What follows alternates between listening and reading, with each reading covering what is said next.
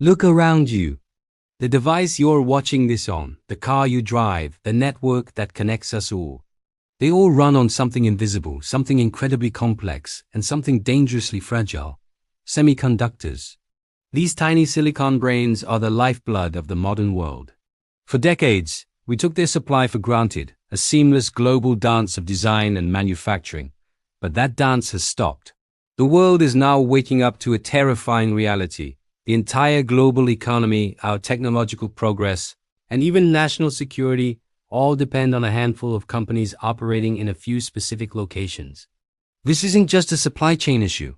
This is a story of power, of a brewing technological Cold War, and a crisis that is already reshaping our future.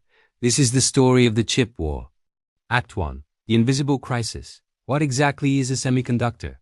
It's a marvel of human engineering. Imagine a city with billions of buildings, all packed onto a surface the size of your fingernail. That's the scale we're talking about. These chips are built in some of the cleanest, most advanced factories on Earth, known as fabs. The process is so delicate that a single speck of dust can ruin an entire batch. For years, this hyper-specialized industry created an efficient but brittle global supply chain. A company in the US might design the chip.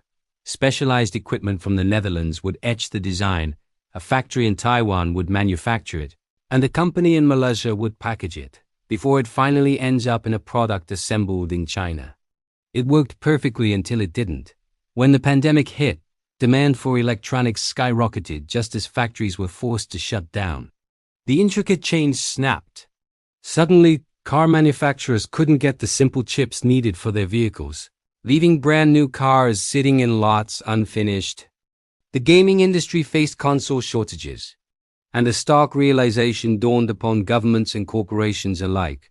We had outsourced the most critical component of the 21st century. The foundation of everything from AI and cloud computing to advanced weaponry was built on sand. The world learned that its addiction to cheap, plentiful chips came at a price, and that price was a dangerous dependency. Act 2. The Power Players.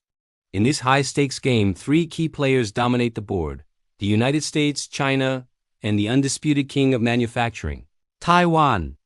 At the heart of it all is one company, TSMC, the Taiwan Semiconductor Manufacturing Company. TSMC doesn't design chips. It simply makes them for everyone else. And it does so better than anyone in the world. They control over half of the global market for custom-built chips and more than 90% of the market for the most advanced chips, the ones that power the latest iPhones and AI servers. This dominance gives Taiwan an immense, almost unbelievable amount of geopolitical leverage. It's a concept some call the Silicon Shield. The theory is that Taiwan's critical role in the global tech ecosystem makes it too important to fail, deterring potential aggression. The United States, which once led the world in chip manufacturing, has seen its share plummet. Alarmed by this vulnerability, Washington has swung into action. The CHIPS Act pours billions into subsidizing the construction of new fabs on American soil, a policy known as reshoring. Simultaneously, it has imposed strict export controls, cutting off China's access to advanced semiconductor technology and the tools needed to make it. This move is designed to slow down Beijing's technological and military ascent. For China, this is an existential threat. Its goal of becoming a self-reliant tech superpower is being directly challenged. In response, Beijing is investing hundreds of billions into its domestic chip industry, a monumental effort to close the gap. But building a cutting-edge semiconductor industry from scratch is one of the hardest things a country can do. It requires decades of accumulated knowledge, immense capital, and a vast ecosystem of suppliers. The world is now split into two technological spheres with battle lines drawn in silicon. Act 3. The Hidden Cost. What happens if this fragile supply chain collapses entirely? The consequences are almost unthinkable. First, industries would grind to a halt. The automotive sector, which saw a taste of this during the pandemic, would be paralyzed. Production of everything from smartphones and laptops to refrigerators and medical devices would cease. The economic shockwave would be catastrophic, leading to mass layoffs and a global recession that would make 2008 look minor. Then there's the AI revolution. The development of advanced artificial intelligence, like the models behind ChatGPT, depends on massive data centers filled with tens of thousands of specialized GPUs, all of which are made by a very small number of companies. A bottleneck in the supply of these advanced chips would stall AI progress overnight. Innovation would freeze, and the promise of AI-driven breakthroughs in science and medicine would evaporate. But the most terrifying risk is military. Modern warfare is a technology race. Drones, fighter jets, missile guidance systems, and communication networks all rely on sophisticated semiconductors. The F-35 fighter jet, for example, contains thousands of them. If a nation loses access to the most advanced chips, its military effectively becomes obsolete.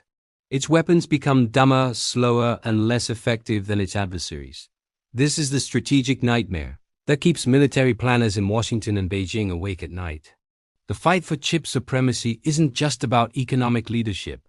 It's about having the decisive edge in any future conflict. A world without chips is a world that stops moving, stops innovating, and stops defending itself. The stakes could not be higher. Act 4.